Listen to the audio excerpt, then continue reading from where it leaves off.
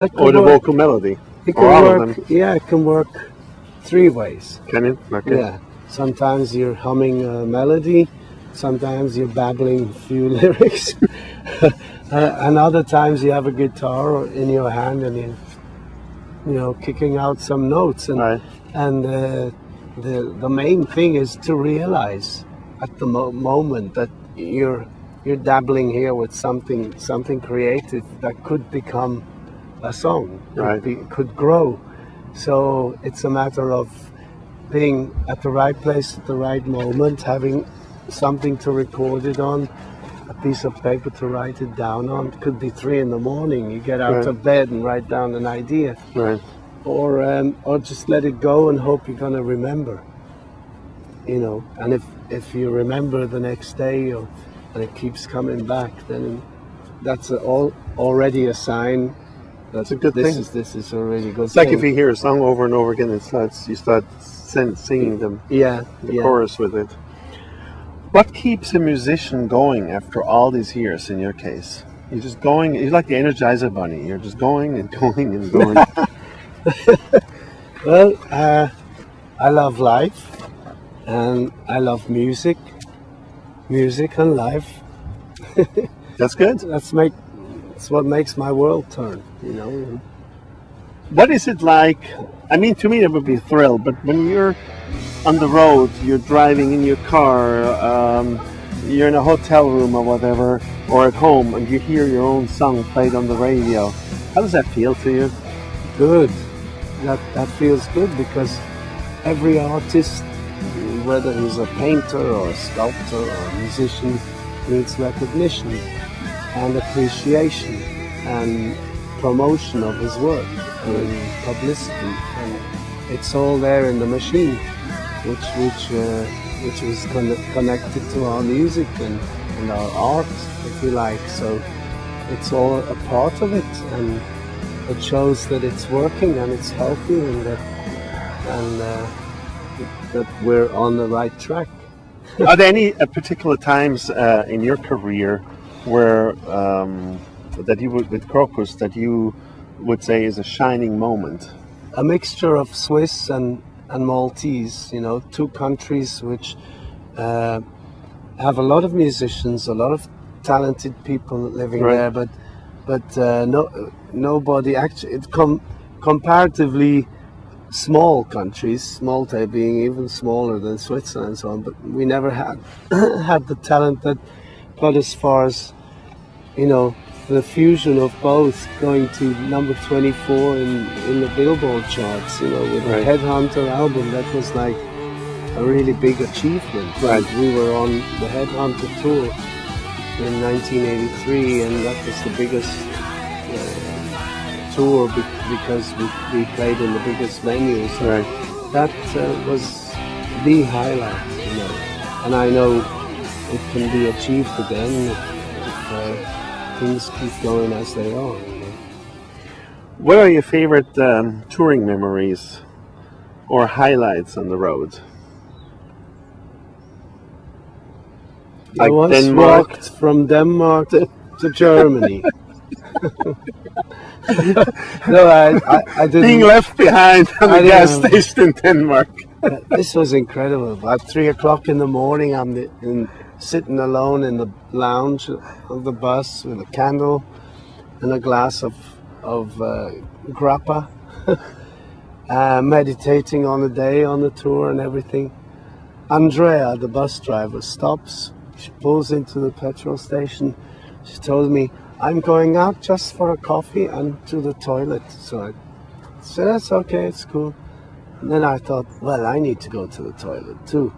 So I jumped out without telling anybody because they were all asleep in the back. and and when I came back out, the bus was driving away. So I ran and whistled.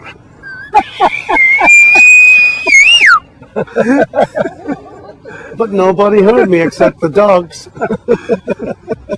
And the passport was in And the the bus. passport was in the bus, and luckily I wasn't naked or wearing my pajamas. I was wearing my jean jacket, and I had my wallet. Even had some money in it. I used the phone at the station. They were really nice to me, and I got coffee and cakes and stuff, and even the phone, so I could. In exchange for autographs of the people that all walked in there. Obviously, you know, I was doing a meet and greet, and at the same time worrying if I was going to make it to the show the next day, and what's going to happen if the police, you know, wanted to see my passport at the border. You know? So anyway, luckily I had this card, this guy's card, because I couldn't reach anybody. It's all you need, by the way, if you ever get stranded. Everyone else was asleep, and I was calling all the mobile phones and getting no answer, and I didn't have the bus driver's number. But I called this guy in Denver, Colorado, all over the big pond, Atlantic, and he calls me back. Hi, how are you? Nice of you to call me. as if I wanted to call to have a lovely conversation or something at 3 a.m. I said, this is kind of an emergency, Peter. And the rest is history, you know. He got to work. I called the German police, I called the Danish border control, I called it the bus company. And bottom line is, in the end, Stefan got up at night because he recharged his phone, realized it, called me back, and the bus went on, and somebody had to drive back about 350 kilometers and pick up Mark at the gas station, and he made it just in time for the concert, so we were safe. So that's good. And we rocked.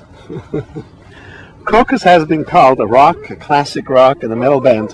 What genre would you say Crocus falls into, or is it a bit of everything?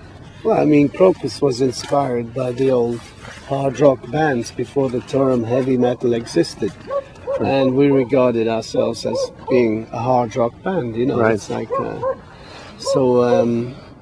later on, I mean, when Crocus began, the band itself came with a new wave of heavy metal, so that's why we were branded as a heavy metal band. But then I started to get worried when they were calling The Who and Jimi Hendrix heavy metal. You know, I mean, that's taking it too far. But you know, it was the youth of the day, you know, mixing up things, and I think that's nothing major.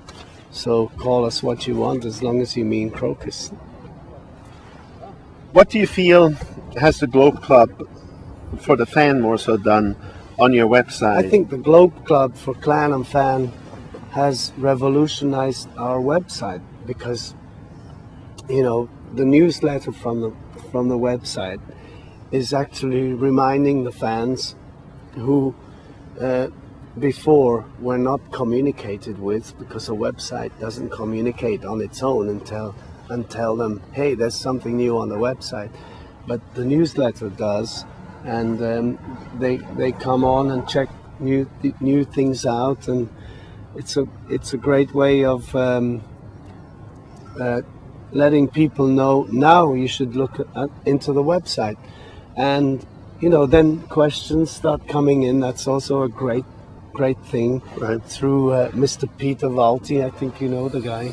That's right, and I think feedback also, because we're getting a lot of good feedbacks, and sometimes really good ideas, and the fans are the ones that are buying the stuff, and that's the end consumer, if you want. So although it's a rock band, and so I think it's Crocus communicates and Crocus rocks. Yes, that's it. Last question. What do you want to tell your fans at this moment in time, or share with them, that we have not covered so far? Well, if you haven't got your name down for the newsletter, please look into crocusonline.com and sign in for the newsletter on the fan page, because then you'll know everything that's going on. You can also join in with some personal things. You're on the pulse. That's what you're saying. And obviously, I want to say thank you for all your support, and I hope that we can come to all the countries where the album has been released,